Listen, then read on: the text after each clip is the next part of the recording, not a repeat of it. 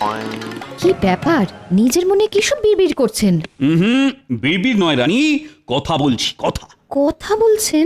কার সাথে কথা বলছেন? কেন, আমি নিজের সঙ্গে কথা বলছি। বুঝেছি, একটু নয় আপনার মাথাটা পুরোটাই খারাপ হয়ে গেছে। না না রানী, আমার মাথা একদম ঠিক আছে।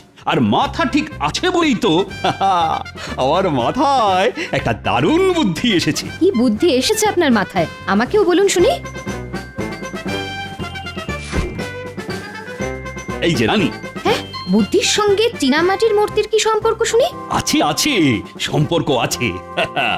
এটা দিয়েই তো আমি আমার রাজসভার সব থেকে হুঁশিয়ার সভাসদ গোপালের সঙ্গে একটু রসিকতা করব। আজ রাজসভায় গিয়ে আমি এই মূর্তিটা গোপালের হাতে দেব এবং বলবো আজকে রাতের জন্য এটা ওর বাড়িতে রেখে দিতে। তারপর আমি কেলে পচাকে দিয়ে আজ রাতেই এই মূর্তিটা গোপালের বাড়ি থেকে চুরি করিয়ে আবার রাজসভায় ফিরিয়ে নিয়ে আসবো। এসব করে কি হবে শুনি?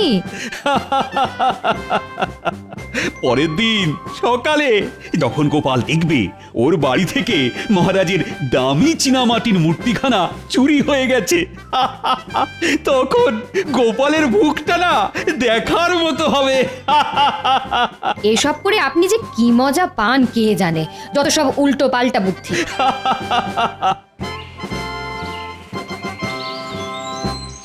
শুনছো? বলি কোথায় গেলে? একবার এদিকে শোনো না। ওরে বাবা রে, কি গো? বলি কানে কথা যাচ্ছে? কি কি কি হয়েছে গিনি? যা, কি কি অবস্থা? দরজাটা খুলে পড়ে গেল কি করে? দরজার আর কি দোষ? কতবার বলেছি দরজার মরচে পড়া কবজাগুলো পাল্টাও পাল্টাও, কে কার কথা শোনে? ও আরে আরে দাঁড়িয়ে দেখছো কি? এসে ধরো না, ধরো ধরো। এবার তাড়াতাড়ি গিয়ে ছুতরকে ডেকে আনো। না না, ওসব পরে হবে, এখন আমার কাছে টাকা পয়সা নেই। এই তবে কি আজ রাতে ঘর খোলা রেখে ঘুমাবো নাকি? গিন্নি, তোমার স্বামী তো মহারাজ কৃষ্ণচন্দ্র নয় যে ঘর ভর্তি সোনার আনা থাকবে। তোমার স্বামী হলো রাজসভার ভাঁড়, যার বাড়িতে চালের হাঁড়িতে চাল থাকে না তার বাড়িতে চোর কেন? একটা ইঁদুরও ঢুকবে না। তাই তুমি নিশ্চিন্তে ঘুমো, বুঝলে? হায় রে, এ তুমি আমাকে কার সঙ্গে সংসার করতে পাঠালে ভগবান? হায়। যাই, এবার রাজসভার দিকে যাই। চললাম গিন্নি।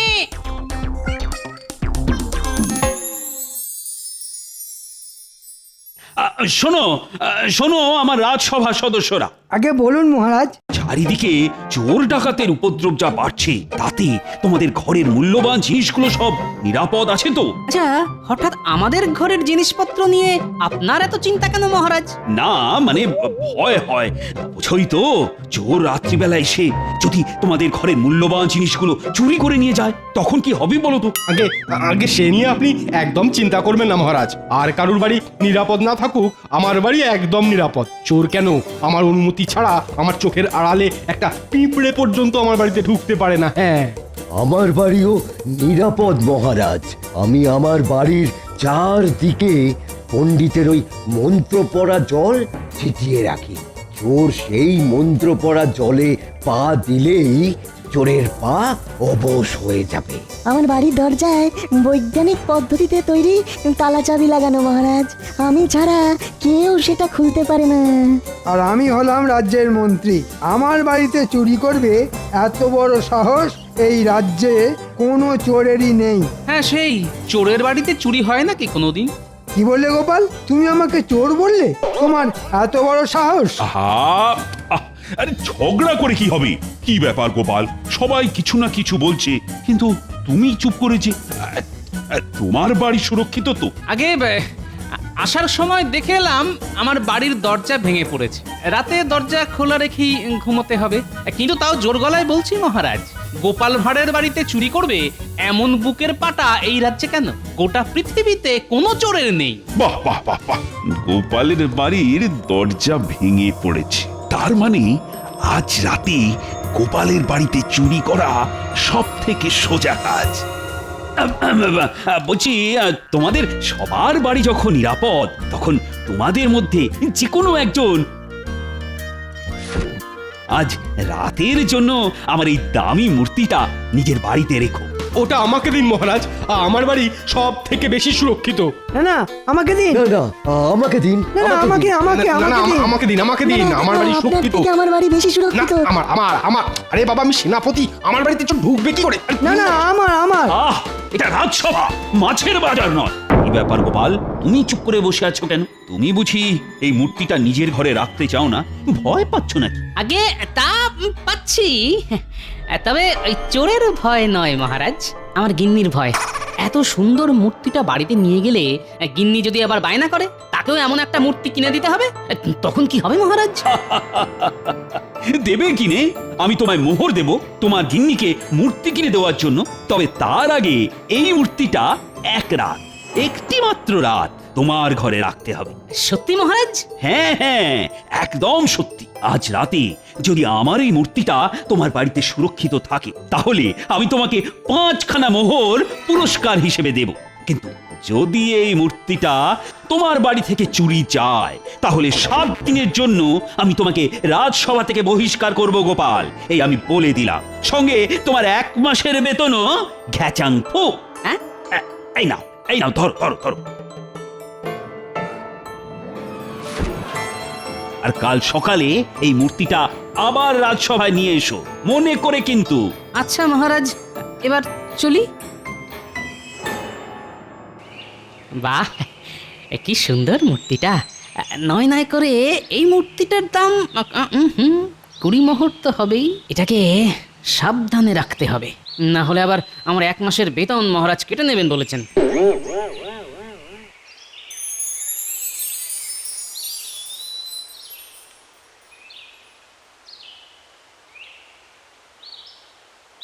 হ্যাঁ, আমাকে ডেকেছেন মহারাজ? হ্যাঁ হ্যাঁ হ্যাঁ হ্যাঁ, এসো এসো কেড়ে পচা। বলেন মহারাজ, কি করতে হবে? বেশি কিছু নয়, তোমাকে গোপালের বাড়িতে চুরি করতে হবে। ওরে বাবা, গোপাল দাদার বাড়িতে চুরি? গোপাল দাদা একবার যদি ধরতে পারে না, আমার হাত পা আস্ত রাখবে নি গো। না না না না না, আমি এসব কিছুই শুনতে চাই না। একমাত্র তুমিই পারবে গোপালের বাড়িতে চুরি করতে। হ্যাঁ, সে যখন আপনি বলতেছেন তখন তো করতেই হবে আর কি। কিন্তু চুরিটা কি করবো সেটা যদি বলে দিতেন তাহলে খুব উপকার হতো। বলছি আজ আমি গোপালকে একটা সাদা চীনামাটির মূর্তি দিয়েছি। তোমাকে ওই মূর্তিটা চুরি করে আনতে হবে, আর সেটা করতে হবে আজ রাতে। এই নাও তোমার পারিশ্রমিক। এ কাজ হয়ে যাবে না মহারাজ, হয়ে যাবে।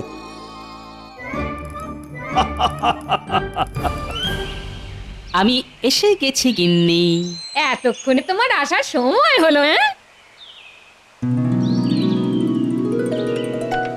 ও মা, কি সুন্দর মূর্তিটা গো। এটা আমার নয় গিন্নি, মহারাজ এই মূর্তিটা আমাকে 1 রাতের জন্য রাখতে দিয়েছেন। হ্যাঁ, কাল সকালে এটা আবার মহারাজকে ফিরিয়ে দিতে হবে। হ্যাঁ, এই শোনো না শোনা, এমন একটা না মূর্তি তুমিও তো কিনতে পারো। হ্যাঁ, যার ঘরে নেই চাল সে গামছা ছেড়ে পড়তে যায় বাঘের ছাল। যত সব।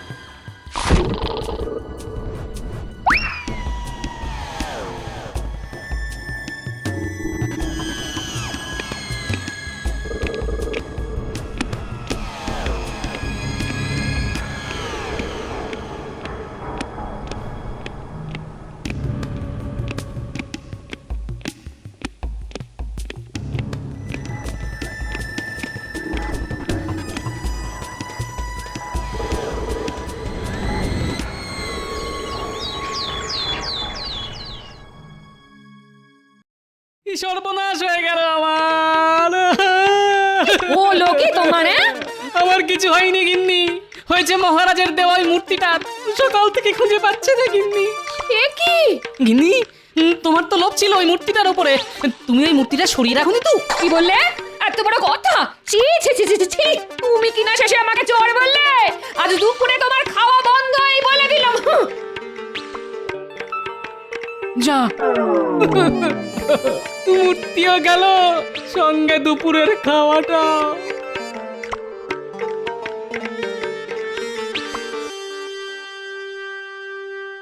কি ব্যাপার এখনো গোপাল এসে উপস্থিত হলো না তো? আজ গোপালের রাজসভায় আসতে দেরি হবে, এটা আমি আগে থেকেই জানি। আজ তো গোপালের ওই মূর্তি নিয়ে রাজসভায় আসার কথা।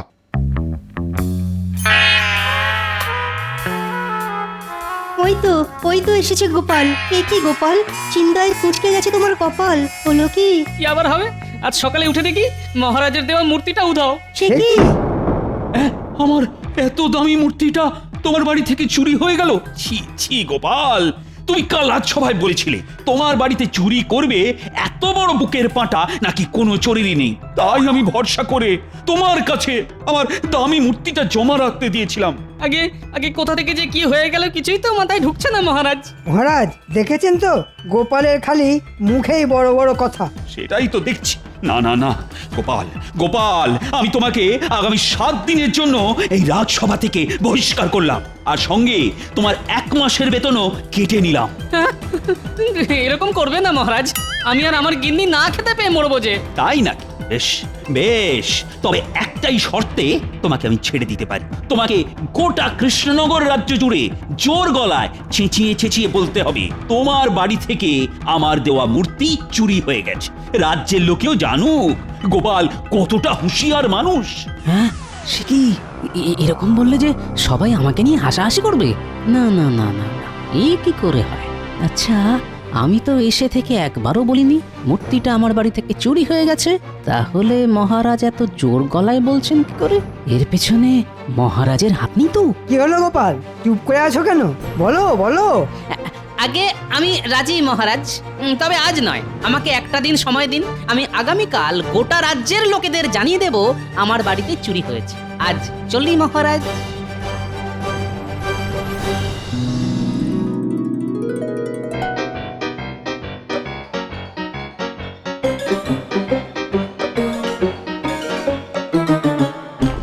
উড়িয়া বাবা রে বাবা, এই গোপাল দাদা তো এদিকেই আসতেছে।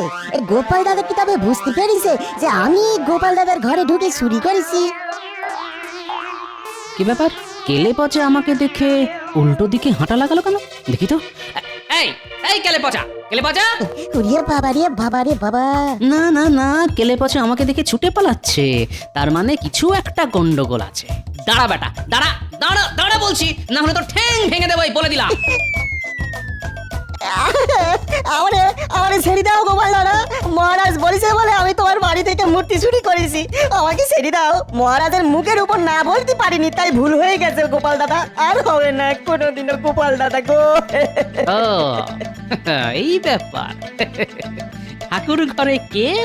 আমি তো কলা খাইনি। কলা? এর মধ্যে আবার কলা এলো কই থেকে গোপাল দাদা? চুপ।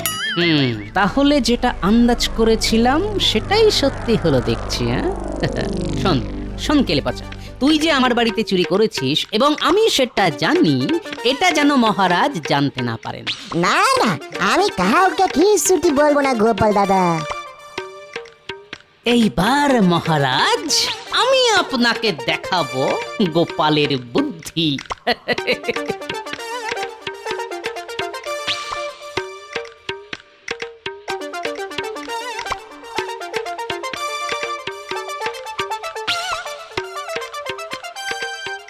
বলো গোপাল দাদা, পুতুল কিনতে এসেছো বুঝি? ঠিক ধরেছো ভাই। এই দেখো গোপাল দাদা, এখানে অনেক পুতুল আছে, পছন্দ করো এর মধ্যে থেকে একটা। না না, আমার পুতুল চাই ঠিকই, কিন্তু সেই পুতুল এখানে পাবো না। আমার জন্য তোমাকে সেই বিশেষ পুতুল বিশেষ পদ্ধতিতে বানিয়ে দিতে হবে। হ্যাঁ, বিশেষ পুতুল বানিয়ে দিতে হবে? হ্যাঁ ভাই, আর সেটা মাটি দিয়ে নয়, বানিয়ে দিতে হবে। সে কি, জীবনে তো কোনোদিন ওরকম পুতুল বানায়নি গোপাল দাদা। তবে তবে তুমি যখন বলছো তখন একবার চেষ্টা করে দেখতে পারি। বেশ, তবে চলে এসো আমার সঙ্গে। আগামীকাল সকালের মধ্যে আমার ওই বিশেষ পুতুল চাই, বুঝলে?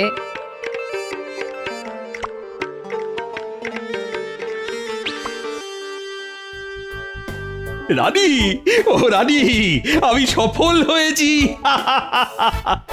আজ রাজসভায় গোপালের মুখখানা না দেখার মতন ছিল। গোপালকে আমি যতদূর চিনি, গোপাল কিন্তু চুপ করে বসে থাকবে না, কিছু না কিছু একটা করবে, দেখো। না না না না, এইবার গোপাল কিছুই করতে পারবে না। আগামীকাল গোপাল রাজ্যের সব প্রজাদের সামনে নিজের হার স্বীকার করবে বলে কথা দিয়েছে। এতদিনে আমি গোপালকে ঠিকঠাক জব্দ করতে পেরেছি।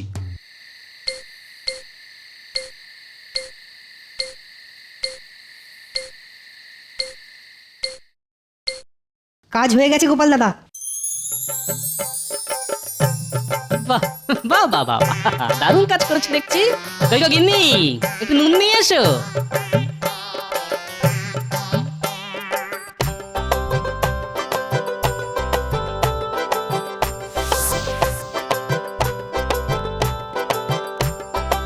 এটা কি করছো গোপাল দাদা? বরফের মূর্তির গায়ে নুন মাখাচ্ছ কেন? নুন মাখাচ্ছি যাতে আজ রাতে মূর্তিটা গলে জল হয়ে না যায়। এবার শুধু কাল সকাল হওয়ার অপেক্ষা।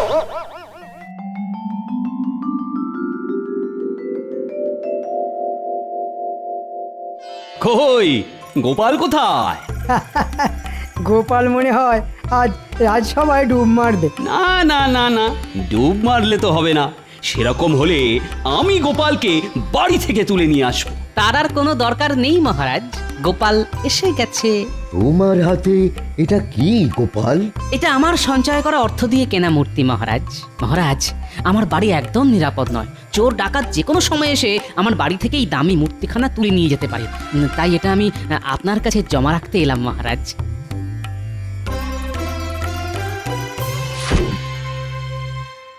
বাহ বাহ বাহ বাহ, দারুণ মূর্তি তো। তা কিসের তৈরি এটা গোপাল? আগে শ্বেত পাথরের মহারাজ। এটা আপনার ঘরে রেখে দিন যত্ন করে। আমি 2 বেলা এসে একবার চোখের দেখা দেখে যাব। হ্যাঁ বেশ বেশ, এটা আপাতত আমার সিংহাসনের উপরেই থাক। ফিরে এসে আমি এটা আমার ঘরে তুলে রাখবো। ফিরে এসে মানে কোথায় যাবেন আপনি মহারাজ? কেন কেন, ভুলে গেলে মন্ত্রী? গতকাল গোপাল কি বলেছিল? গোপাল বলেছিল আজ গোপাল গোটা কৃষ্ণনগর রাজ্য জুড়ে জোর গলায় চেঁচিয়ে চেঁচিয়ে বলবে ওর বাড়ি থেকে মহারাজের দেওয়া মূর্তিটা চুরি হয়ে গেছে। ঠিক ঠিক, আর এই দৃশ্য আমি নিজের চোখে দেখব। তাই আমিও যাব গোপালের সঙ্গে। চলুন না, চলুন। একটু পরে বুঝবেন খেলা। হ্যাঁ হ্যাঁ হ্যাঁ হ্যাঁ, আমি তো তৈরি মহারাজ। আপনারা সবাই চলুন আমার সঙ্গে।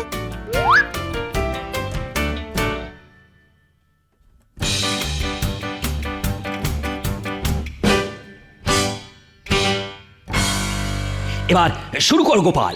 রাজ্যের মানুষও জানুক তুমি নিজেকে যতটা হুঁশিয়ার বলো, আসলে তুমি তো ততটা হুঁশিয়ার মানুষ নও। ঠিক বলেছেন মহারাজ। গোপাল হুঁশিয়ার মানুষ হলে গোপালের বাড়িতে চুরি হতো নাকি? মহারাজ, আমি গরিব মানুষ। আমার বাড়িতে পাহারা দেওয়ার জন্য না আছে প্রহরী, না আছে রক্ষী। এমনকি আমার বাড়ির দরজাটাও খুলে পড়ে গেছে। কিন্তু কিন্তু আপনার রাজবাড়িতে ভর্তি প্রহরী, কি মোটা মোটা দরজা জানলা। এত কিছুর মধ্যে থেকে আমার এই মূর্তিখানা চুরি হয়ে যাবে না তো? পাগল হয়েছ নাকি তুমি গোপাল? আমার রাজবাড়ি থেকে চুরি করবে এত বড় সাহস কার আছে শুনি? সেটাই তো। কিন্তু তাও যে চোর গোপালের বাড়ি থেকে চুরি করে তার কাছে তো এটা নস্যি মহারাজ। কি তোমার দিমাগ একটুও কমেনি দেখছি গোপাল। আগে ওটা জীবনেও কমবে না মহারাজ। আমার কেমন একটা খটকা লাগছে মহারাজ। আমার মূর্তিটা চুরি হয়ে গেলে কি হবে মহারাজ? এটা অসম্ভব। রাজবাড়ি থেকে তোমার মূর্তি জীবনেও চুরি হবে না। যদি হয়ে যায় তাহলে আমি তোমার মতো গোটা কৃষ্ণনগর রাজ্য জুড়ে জোর গলায় চেঁচিয়ে চেঁচিয়ে বলবো গোপালের জমা রাখা মূর্তি আমার রাজবাড়ি থেকে চুরি হয়ে গেছে। তখন রাজ্যের প্রজাদের কাছে আপনার মান সম্মান যে ধুলোয় মিশে যাবে মহারাজ। এই গোপাল, যেটা কোনোদিন হবে না সেটা ভেবে অযথা সময় নষ্ট করছো কেন বলো তো? কে বলেছে হবে না? হতেও তো পারে এমনটা। মহারাজ, আমার মন কুটাচ্ছে মহারাজ। চলুন না, চলুন না একবার রাজসভায় কি দেখে আসি আমার মূর্তিটা ঠিক আছে কিনা।